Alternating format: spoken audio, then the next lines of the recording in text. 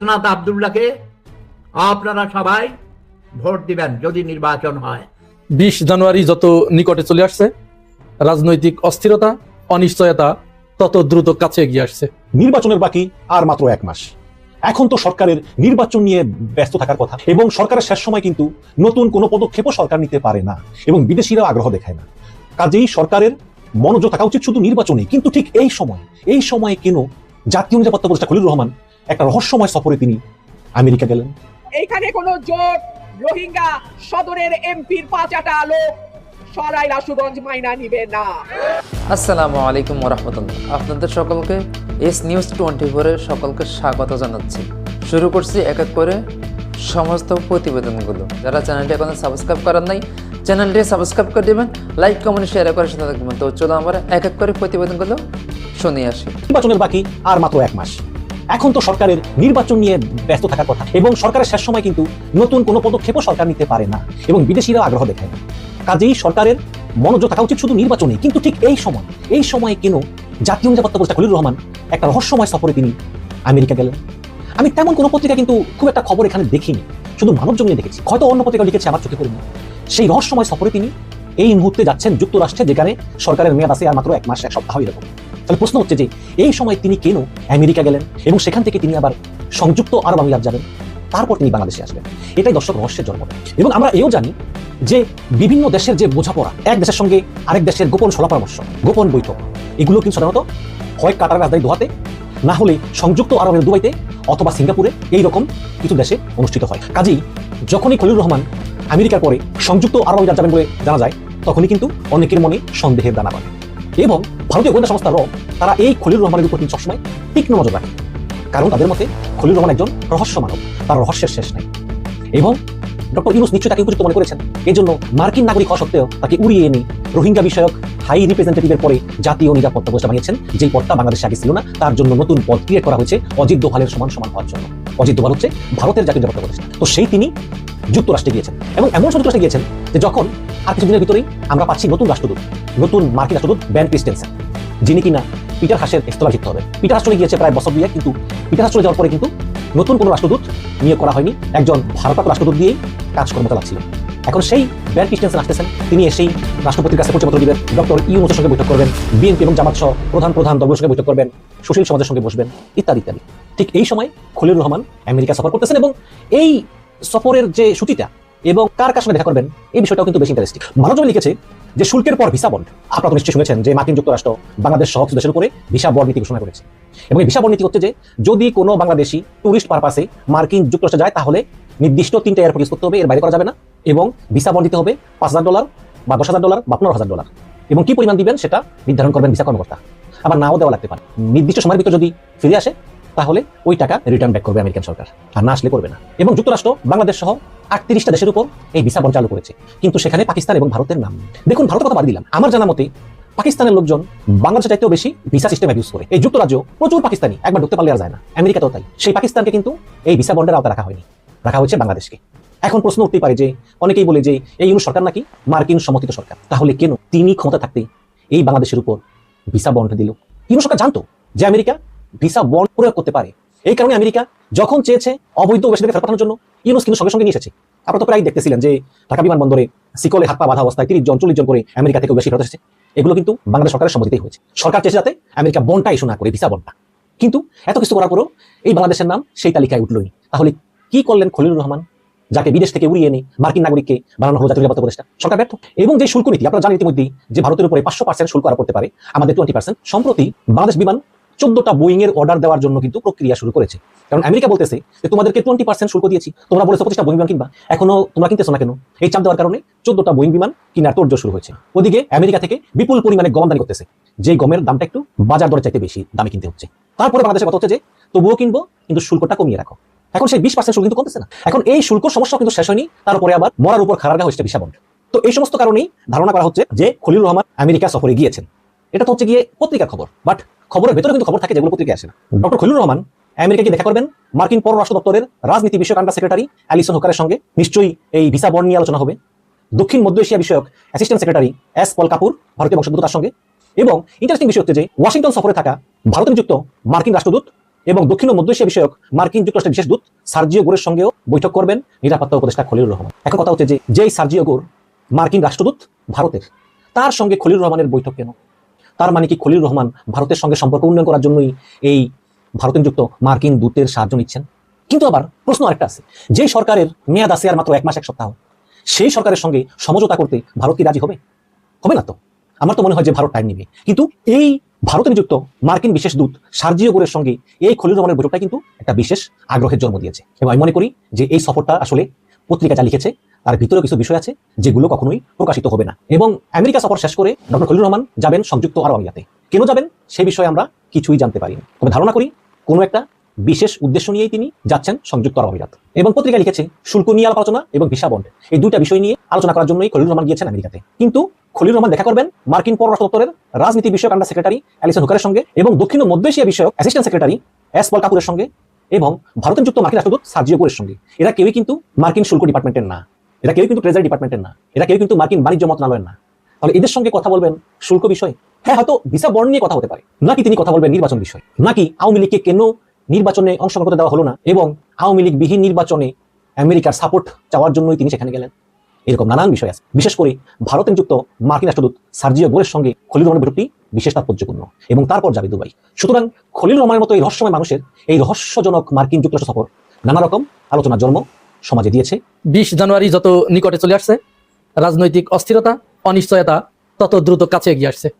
এই তারিখের পরে আর কোনো প্রার্থী মনোনয়নপত্র প্রত্যাহার করতে পারবে না, আর নতুন করে মনোনয়নপত্র জমা দেওয়ার তো কোনো সুযোগই নেই। ইতিমধ্যে জানেন আপনারা যে রিটার্নিং কর্মকর্তারা মনোনয়নপত্র যাচাই বাছাইয়ের একটা প্রক্রিয়া শেষ করেছে। 7 তারিখ পর্যন্ত মামলা করার একটা ডেট ছিল। এই মামলার নিষ্পত্তি হবে 14 তারিখে, আর 20 তারিখের পরে আর কোনো কিছুই তখন পুরা দমে প্রচারণা শুরু হয়ে যাবে। তো এরই ভিতরে বিএনপির এরকম একটি দুঃসংবাদ, অর্থাৎ যখন আর কোনো উপায়ন্তর নাই, ওই আসনে কেউ আর এখন নমিনেশন সাবমিটও করতে পারবে না, কিছুই করতে পারবে না। তো সেরকম অবস্থায় বিএনপি আমাদের কাছে মনে হচ্ছে যে একটি আসন তাদের নির্বাচনের আগেই তাদের পতন ঘটলো। কি হয়েছে ঘটনাটা? ঘটনা হচ্ছে কুমিল্লা 4 আসনের দেবিদ্বার আসন, যেটা বিএনপি মনোনীত প্রার্থী মঞ্জুরুল আহসান মুন্সি, তিনি আপনারা জানেন, সবাই জানেন এটা নিয়ে কিন্তু বেশ আলোচনাও হয়েছিল ওই সময়ে। মনোনয়নপত্র দাখিলের সময় তিনি যে ঋণ খেলাপি, প্রিমিয়ার ব্যাংক থেকে তার ঋণ নেওয়া ছিল, MAM কোম্পানি লিমিটেডের নামে বিরাট অঙ্কের একটা ঋণ নেওয়া ছিল। তো ব্যবসায়ীরা, আমাদের দেশের ব্যবসায়ী যেমন এস আলম পালিয়ে গেছে হাজার হাজার কোটি টাকা লুটপাট করে, মানে ব্যাংক থেকে ঋণ নিলে পরে তাদের আর এটা ফেরত দিতে হয় না। এটা গরিবের টাকা কারো পকেটে না গেলে সে নাকি বড় লোক হয় না। তো এরাও এই একই ধরনের। আচ্ছা বলুন তো, এই লোক এই যে প্রিমিয়ার ব্যাংক থেকে যে লোন নিয়ে পরিশোধ না করেই সেখানে তার খেলাপি ঋণ, তিনি খেলাপি হয়ে গেছে, এই লোক যদি এমপি হয় এ কি আর কোনোদিন এই টাকা পরিশোধ করবে? অথচ এই টাকাগুলো কার? সব তো জনগণের টাকা। তো 2 তারিখে যখন তিনি তার মনোনয়নপত্র সাবমিট করেন, রিটার্নিং কর্মকর্তা যখন সেটি যাচাই বাছাই করেছিলেন, তখন তিনি বলেন যে আমি একটি মামলা করেছি, মামলাতে হাইকোর্ট বেঞ্চ বাংলাদেশ ব্যাংকে নির্দেশ দিয়েছে যে মঞ্জুরুল আহসানের নামে যে সিআইবিতে যে ঋণ খিলাপি হয় সেটি যেন 3 মাসের জন্য স্থগিত রাখা হয়। তো তিনি ডকুমেন্ট সাবমিট করেন। সাবমিট করলে তখন তার মনোনয়নপত্র ওই রিটার্নিং কর্মকর্তা তিনি অ্যাপ্রুভ করেন, গ্রহণ করেন। অথচ ঠিক এই একই ঘটনা অন্য জায়গায় যখন ঘটে আরেকজনের ক্ষেত্রে, সেখানে তার মনোনয়নপত্র অবৈধ ঘোষণা করা হয়। তাহলে স্পষ্টভাবে দ্বিচারিতা, প্রশাসনের পক্ষপাতিত্ব। এই ঘটনার পরে ওই আসনে এনসিপির যে নেতা হাসনাত আব্দুল্লাহ, বাংলাদেশের কালো মানিক, সে এই বিষয়টি সামনে নিয়ে আসে যে না, এটি কোনো মতো অবস্থায় হতে পারবে না, কেন এটি হবে? তখন আর কি করা? হাসনাত আব্দুল্লাহর এই দাবির মুখে প্রিমিয়ার ব্যাংক চেম্বার আদালতে এই বিষয়টি স্থগিত চেয়ে, অর্থাৎ এই যে হাইকোর্টের যে রবিউল হাসানের একক বেঞ্চ যে আদেশটি দিলেন যে 3 মাসের ভিতরে মঞ্জুরুল হাসানের নামে যে ঋণ খেলাপি আছে এটি প্রচার করা বা তাকে ঋণ খেলাপির তালিকায় অন্তর্ভুক্ত করা থেকে বিরত থাকতে হবে। কে দিলেন এই আদেশ? রবিউল হাসানের হাইকোর্ট বিভাগের একক বেঞ্চ। তখন প্রিমিয়ার ব্যাংকের পক্ষ থেকে ব্যারিস্টার বিভূতি তরফদার তিনি চেম্বার আদালতে, রেজাউল হকের আদালতে একটি মামলা করলেন ওই এই আদেশের স্থগিত আদেশ চেয়ে। অবশেষে আমি যখন এই ভিডিও করছি আজ 8 তারিখ, রেজাউল হকের চেম্বার বেঞ্চ ওই হাইকোর্টের আদেশটাকে স্থগিত করে দেয়। যখনই স্থগিত করে দিল, স্থগিত করার সাথে সাথে তখন কিন্তু এই মঞ্জুরুল হাসান ঋণ খিলাপি হিসেবে পরিগণিত হয়ে গেলেন। এখানে কিন্তু আর কোনো সুযোগ নেই। এবং এটি তিনি 5 সপ্তাহের জন্য এই আদেশটা দিলেন যে অবশ্যই মঞ্জুরুল হাসানকে ঋণ খিলাপিদের তালিকায় অন্তর্ভুক্ত করা যাবে। তাহলে মঞ্জুরুল হাসান ঋণ খিলাপির ভিতরে অন্তর্ভুক্ত হয়ে গেলেন। আর বাংলাদেশের যে নির্বাচন বিধি আছে, নির্বাচনের যে নিয়ম, এই নির্বাচনী নিয়মের ভিতরে রয়েছে কোনো ঋণ খিলাপি নির্বাচনে অংশগ্রহণ করতে পারবে না। তাহলে এই আদেশের মাধ্যমে মঞ্জুরুল আহসানের নির্বাচনে অংশগ্রহণ করা কিন্তু অনিশ্চিত হয়ে গেল এবং তার প্রার্থিতা অবৈধ হয়ে গেল। এখন অবৈধ যখন হয়ে গেল তখন তো তিনি আর নির্বাচন করতে পারবেন না। তাহলে কি হলো? হাসনাত আব্দুল্লাহর জন্য পথ পরিষ্কার হয়ে গেল। যদিও ওই আসনে বিএনপির অন্যান্য স্বতন্ত্র প্রার্থী আছে, কিন্তু তারা তো বিএনপি প্রার্থী না, তারা স্বতন্ত্র প্রার্থী। বিএনপি থেকে দাঁড়ালেও, বিএনপির নেতাকর্মী হলেও তিনি তো স্বতন্ত্র প্রার্থী। এখন কিন্তু সে ধানের শীষ প্রতীক নিয়ে নির্বাচন করতে পারবে না, ওখানে স্বতন্ত্র প্রার্থী হিসেবেই তাকে ট্রিট করা হবে। বিএনপি যতই তার জনগণকে বলে দিক যে স্বতন্ত্র প্রার্থী, সে আমাদের, তাকে ভোট দাও, সাধারণ জনগণ কিন্তু এটি আর মানবে না। কারণ নির্বাচনে অনেক সময় কিন্তু প্রতীক দেখেও মানুষ ভোট দেয়, যারা সাধারণ মানুষ। তো বিএনপি কিন্তু এইটা আর প্রচার করতে পারবে না যে অমক আমাদের প্রার্থী। সুতরাং হাসনাত আব্দুল্লাহর জন্য পথটি কিন্তু অনেকটা ক্লিয়ার হয়ে গেল, এবং ওই আসন থেকে হাসনাত আব্দুল্লাহ নির্বাচিত হচ্ছেন এটি কিন্তু অনেকটা নিশ্চিত করেই বলা যায়, যদি বড় ধরনের ব্যাঘাত না ঘটে। কারণ হাসনাত আব্দুল্লাহ শুধু কুমিল্লার দেবিদ্দারের সন্তান নয়, তিনি পুরা বাংলাদেশের সম্পদ, বাংলাদেশের সন্তান। সুতরাং তিনি ওই আসন থেকে, মঞ্জুরুল হাসান থাকলেও, আমি দেবিদ্দারে অনেকের সাথে কথা বলেছি, অনেকের পরিচিত লোক থাকার সুবাদে, তাদের কথা যে মঞ্জুরুল হাসান যদি ওখানে দাঁড়িয়ে থাকতেনও তবুও হাসনাত আব্দুল্লাহ হতেন। তো যেহেতু তিনি নাই, সেহেতু তার জন্য, হাসনাত আব্দুল্লাহর জন্য পথটা আরো সুগম হয়ে গেল, আরো সহজ হয়ে গেল।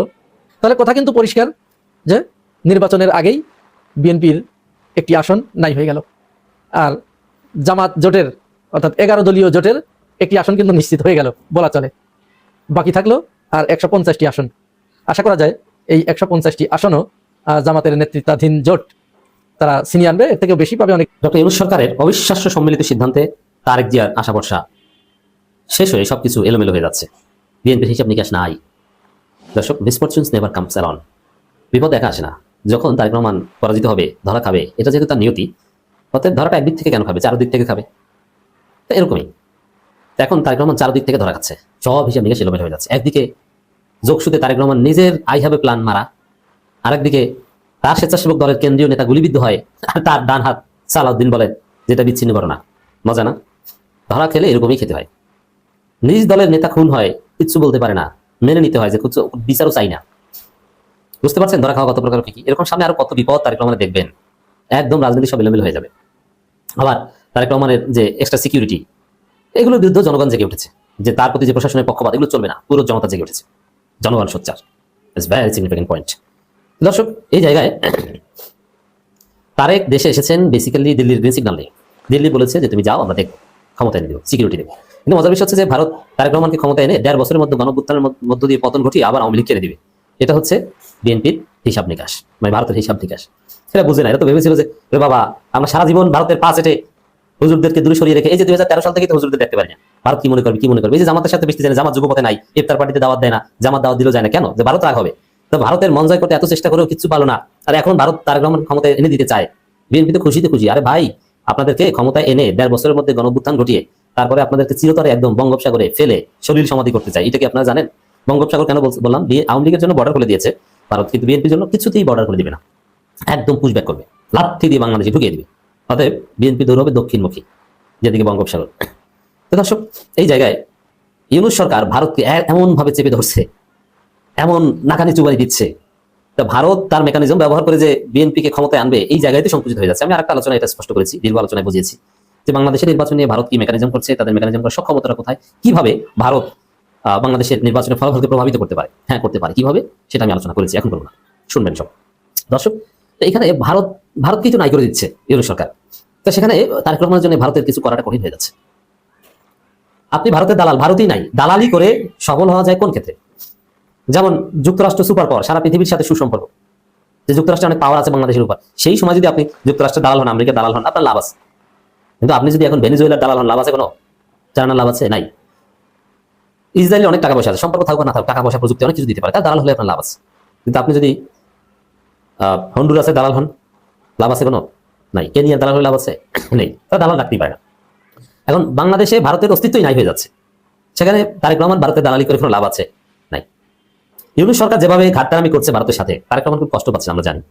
এতে তারেক রহমানের যে ভরসা দিল্লির সাথে সবকিছু স্বাভাবিক হবে, জিতিয়ে দিবে, এটা তো একদম নাই হয়ে যাচ্ছে। কি? ভারতের কোনো ভেন্যুতে খেলবে না বাংলাদেশ, রিজওয়ান হাসান। আইসিসি বলুক আর যা বলুক, ভারতের কোনো ভেন্যুতে খেলবে না। প্রয়োজনে বিশ্বকাপ বর্জন করবে। আপনি এটা অবিশ্বাস্য কেন বলেছি? বাংলাদেশ বিশ্বকাপ বর্জন করবে, এটা ইমাজিন করেছে বাংলাদেশ? না, ভারতের নোংরামির জবাবে এটা করতে হয়েছে। ভারতে বুঝতে পারেনি। ভারতে এখন মানে আশ্চর্য যে এটা কোন বাংলাদেশ। আমরা মুস্তাফিজকে বাদ দিয়ে দিয়েছি, আর কত কিছু তথ্য করেছে। এই জন্য বাংলাদেশ বিশ্বকাপই খেলবে না, এত কঠোর। ভারত মনে হয় এটা বুঝে নাই, বুঝলে এত বাড়াবাড়ি করতো না। এখন ভারত কঠিন বেকায়দা করেছে মুস্তাফিজ ইস্যুতে।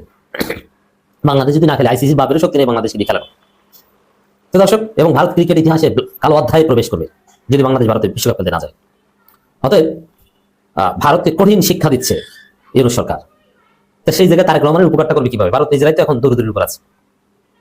তো দর্শক, ভারতের কোনো ভেন্যুতে খেলবে না বাংলাদেশ। রিজওয়ানা হাসান তার নির্বাচনের আগে ভারতের সাথে সম্পর্কের এই উত্তেজনা, এটা নিঃসন্দেহে তারেক রহমানের যে আশা ভরসা সেগুলো এলোমেলো হয়ে যাবে, কারণ ভারত এখানে কিছু করতেই পারছে না।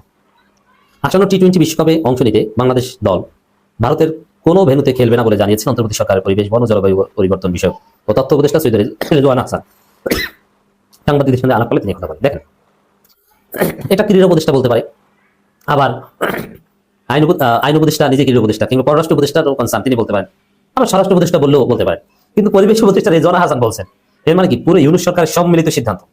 এবং পররাষ্ট্র উপদেষ্টা অতীতে মিনমিন করতেন, কিন্তু এবার কোনো মিনমিন নেই। এবার পররাষ্ট্র উপদেষ্টা কঠোর যে না, কোনো সুযোগ নেই। ভারতের ভেন্যুতে খেলতে যাওয়া নিয়ে চলমান টানাপোড়েনের মধ্যে এটি সরকারের পক্ষ থেকে আসা সর্বশেষ বক্তব্য। এর মানে ভারতে বাংলাদেশ বিশ্বকাপ খেলতে যাবে না। ভারতের সাথে কার্যত কূটনৈতিক সম্পর্ক নেই, অনেকটা এরকমই তো হয়ে গেল। তো সেখানে তারেক রহমানের কি এমন করবে? সম্পর্ক মাখামাখি থাকলে তো করতে পারতো। যেমন হাসিনাকে এতটা 2014 সালে মাখামাখি সম্পর্ক ছিল বাংলাদেশ সরকারের সাথে, সুজাতা সিং এসে জোর করে জাতীয় পার্টিকে নির্বাচনে নিয়ে দিয়েছে। এখন সম্পর্কই নাই, ভিসাই পায় না। তারেক রহমানের জন্য আহামরি কি করবে? এবং প্রশাসনে ভারতের দালাল যারা আছে তারা হতাশ হয়ে যাবে যে ভারত তো এখন চাপে পড়েছে, বাংলাদেশ ভারতের সাথে সম্পর্কই নাই, এখন আমি ভারতের দালালি করে কি আর করবো? এটা তারেক রহমানের জন্য একটা বড় ধাক্কা।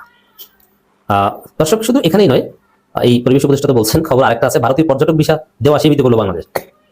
এর মানে ভারতীয়দের ভিসা দেওয়া কার্যত বন্ধ করে দিয়েছে। এর আগে ভিসা সেন্টার বন্ধ করেছে, বাংলাদেশে ঘুরতে আসলে বেশি ভিসা দিবে না। বাংলাদেশে সিদ্ধান্ত নিয়েছে। পররাষ্ট্র উপদেষ্টা বলছে, একজন ক্রিকেটারকে যদি নিরাপত্তা দিতে না পারে ভারত, তবে একটি ক্রিকেট দল বা তার বাংলাদেশ থেকে যাওয়া দর্শকদের নিরাপত্তা নিয়ে আমরা কিভাবে নিশ্চিত হবো? ব্যবস্থা নিরপেক্ষ ভেন্যুতে খেলবে বাংলাদেশ।